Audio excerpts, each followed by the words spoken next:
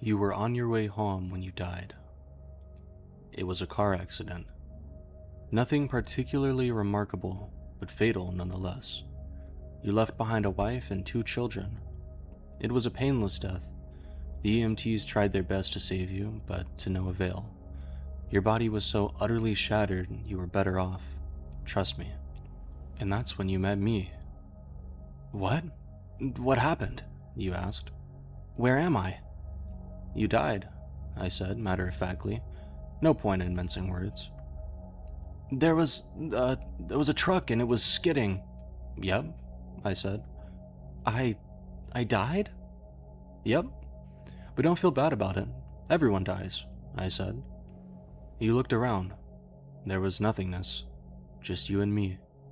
What is this place? You asked. Is this the afterlife? More or less, I said. Are you God? You asked. Yep, I replied. I'm God. My kids. My wife, you said. What about them? Will they be alright? That's what I like to see, I said. You just died and your main concern is for your family. That's good stuff right there.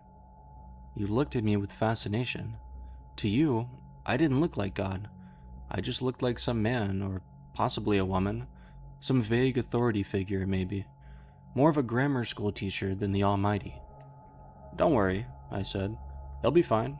Your kids will remember you as perfect in every way. They didn't have time to grow contempt for you. Your wife will cry on the outside, but will be secretly relieved. To be fair, your marriage was falling apart. If it's any consolation, she'll feel very guilty for feeling relieved. Oh, you said. So what happens now? Do I go to heaven or hell or something? Neither, I said. You'll be reincarnated. Ah, you said. So the Hindus were right. All religions are right in their own way, I said. Walk with me. You followed along as we strode through the void. Where are we going? Nowhere in particular, I said. It's just nice to walk while we talk. So, what's the point then? You asked. When I get reborn, I'll just be a blank slate, right? A baby. So all my experiences and everything I did in this life won't matter. Not so, I said. You have within you all the knowledge and experiences of all your past lives. You just don't remember them right now. I stopped walking and took you by the shoulders. Your soul is more magnificent, beautiful, and gigantic than you can possibly imagine. A human mind can only contain a tiny fraction of what you are.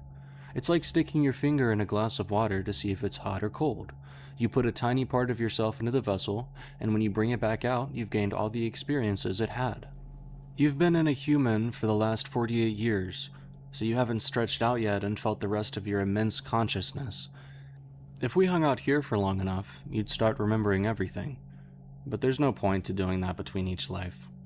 How many times have I been reincarnated then? Oh, lots. Lots and lots. As in 2 lots of different lives, I said. This time around, you'll be a Chinese peasant girl in 540 AD.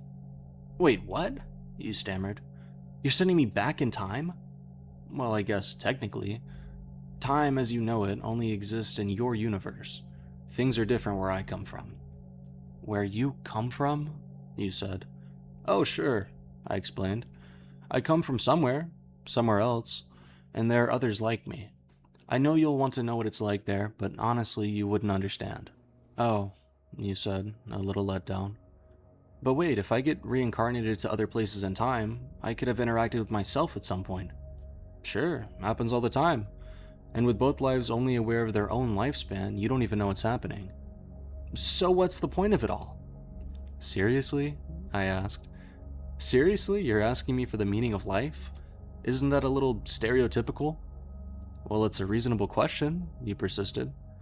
I looked you in the eye.